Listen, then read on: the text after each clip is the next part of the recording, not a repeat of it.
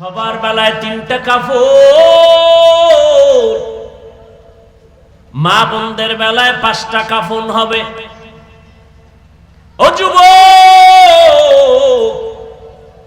এখন তো মাথা ঢাকতে চাও না টুপি দিয়া, বডি ঢাকতে চাও না লম্বা জামা দিয়া, মরার পরে তো বোরকার মতো পুরা বডিটারই ঢাকবি কাফন দিয়া। সেদিন তো ঢাকবি, ওই ঢাকাটা আগে যদি ঢাকতি কবরে জান্নাতের বিছানা পেয়ে যাইতি। ও আল্লাহর বান্দারা, কই আমার টুপির কারণে, আমার দাড়ির কারণে, আমার এই লম্বা জামার কারণে আমার খানা বন্ধ হয়ে গেছে। এই চালাক যুবকেরা, আমার যৌবন কমে গেছে। ও আল্লাহর বান্দা, নবীর তরিকায় চলার কারণে আমার সম্মান কমছে। হ্যাঁ,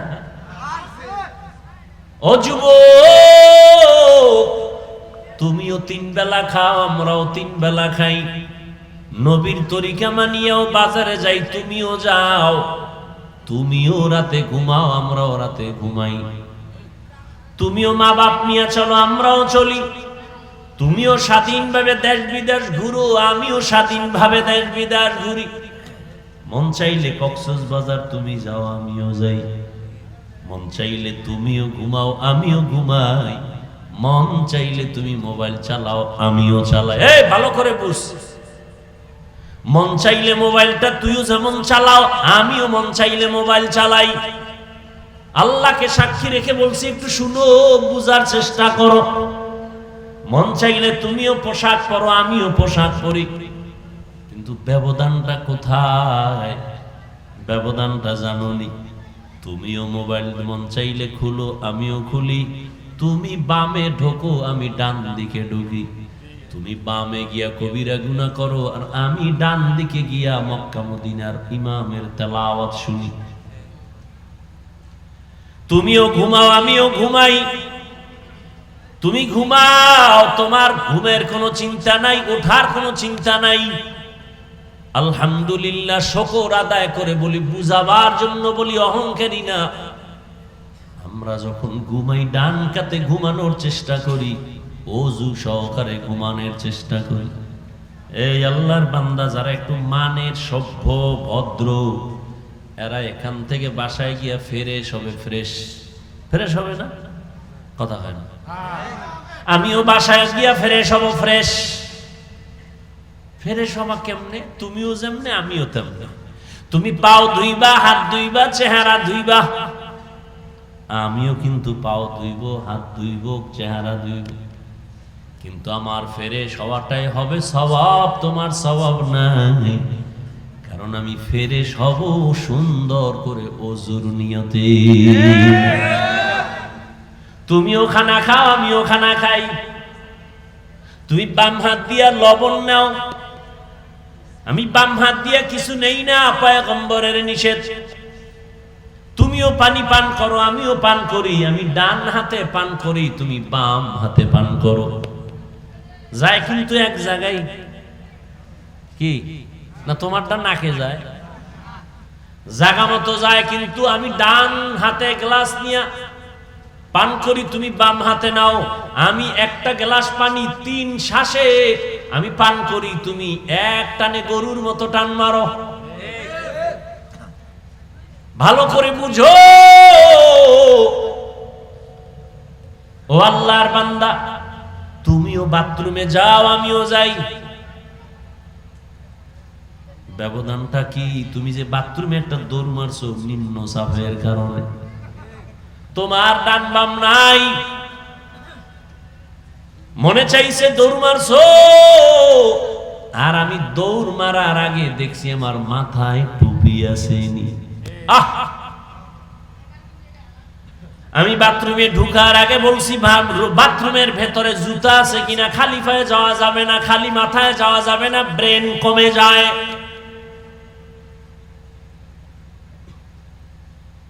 খালি পায়ে যাই না, আবার জুতাও পাইছি, টুপিও ঠিক আছে। এইবার আমার ভেতরে কাজ করতেছে, আমি কোন পা দিয়ে আগে ঢুকবো। বাম পা দিয়া ঢুকবো, ডান পা দিয়া বের হব, ফট কইরা আমি ভুলে ডান পাও দিয়া ফালাইছি, ধাক্কা মাইরা আবার পেছনে আসছি, আস্তাগফিরুল্লাহ বইলা আবার নতুন কইরা বাম পা দিয়া বাথরুমে ঢুকছি। ঢোকার আগে দোয়া পড়ছি, আল্লাহুম্মা ইন্নী আউযু বিকা মিনাল খুবুসি ওয়াল খাবাইস। আহা, তুমি বাথরুমে গিয়া বের হয়েছো, আমিও বের হইলাম, তুমি পানি খরচ করছো, চিন্তা করো না, টিস্যুর চিন্তা নাই, ঢিলা কুলুক তো চিনোই না। আর আমরা টিস্যু ব্যবহার করেছি। কেমন ইসলাম, কেমন নবী যে বাথরুমে গিয়া কেমনে বসবা নবী তাও শিখাইছেন। বাম পায়ের উপরে ভর করে বাথরুমে বসা সুন্নাত। কোন পায়? না তুই হইয়া গেছো গিয়া। বাম পায়ের উপরে ভর করে বাথরুমে বসো সুন্নাত। এই মক্কার কাফেরেরা মুশরিকরা কয় কেমন নবী বাথরুমের নিয়ম শিখায়। রহমতের নবী বলেন বাথরুমে গিয়া যখন বসবা হাঁটুর উপরে যেন কাপড় না উঠে, হাঁটুর উপরে কাপড় যেন না উঠে এমন ভাবে বাথরুমে বসবা। আমি তো মানি, কেন? পুরা আপনাদের বাড়ি ঘরের মধ্যে যে পুরো একটা বাড়ি, এই বাড়ির মধ্যে নষ্ট শয়তান থাকে, আর এই সব নষ্ট শয়তানের মূল ফ্যাক্টরি বাথরুম।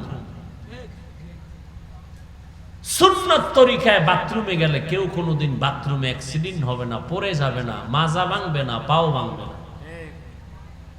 ধাম ধাম করে ঢুকে যায়। সুন্নত নাই, কিছু নাই, আর ঠাস করে পড়ে বুকের হাড় ভাঙে, মাজা ভাঙে, মাথা ফাটে। কই ভাই, তুমিও 3 বেলা খাইলে, আমিও খাইলাম না, ব্যবধানটা কি? আমি দস্তরখান ছাড়া খাইতে বসি না। পানি তুমিও টানো, আমিও পানি পান করি। আমি বাম হাতে কখনো পান করি না, আমার ডান হাত আগে আসে, অভ্যাস করে ফেলেছি। আর তোমার ডান হাত আসবে না, বাম হাত চলে আসবে, অভ্যাস হয়ে গেছে ভাবে। তোমার মা বাবা এই তালকিন তোমাকে দেয় নাই। তুমিও মুসলমান, আমিও মুসলমান, তোমার আমার আল্লাহ এক, নবী এক, কোরআন এক, কাবা এক, ধর্ম এক, কালেমা এক, কাফনের সংখ্যা সহজ বয়ান, কোনো পেস্টেস নেই। কালার হবে আলাদা, হুজুরদের কাফনের কালার এক রকম, যারা হুজুর না তাদের কাফনের কালার হবে আর এক রকম। কিসের হুজুর আর হুজুর না, কে মাওলানা, কে ইমাম, কে মুক্তাদি, কে ডাক্তার, কে রোগী, কে মালিক, কে গোলাম, সবার বেলায় কাফন হবে 3টা, কালার হবে এক। কি কালার হবে? সাদা কালার হবে। আজ আমি বক্তা বক্তা ভাব, তুমি টাকাওয়ালার ভাব দেখাও, তুমি বড় টাকাওয়ালা ধনী। তুমি ডাক্তার, আমি রোগী, আমি ইমাম, তুমি মুক্তাদি, কত ভাব। মরণের পরে যেদিন সাদা কাফনের প্যাকেট হয়ে যাবি, সেদিন সব বাহাদুরি বন্ধ হয়ে যাবে। কাফনের উপরে লেখা থাকবে বড় হুজুরের লাশ, হ্যাঁ, চেয়ারম্যানের, এমপি মন্ত্রী, কিচ্ছু না। গোলামও যেমন, মালিকও, সব একাকার লাশ পড়ে আছে। জানাজার নিয়ম আলাদা, সব এক। কবরের সাইজও হবে এক। কবরে রাইখা যখন সবাই চলে যাবে, প্রশ্ন করা হবে কবরে 3টা, তাও হবে এক। না হুজুরিগো প্রশ্ন আলাদা? সবার বেলায় প্রশ্ন 3টা এক। রবের পরিচয় দাও, ধর্মের পরিচয় দাও, রাহমাতুল লিল আলামিনের পরিচয় দাও।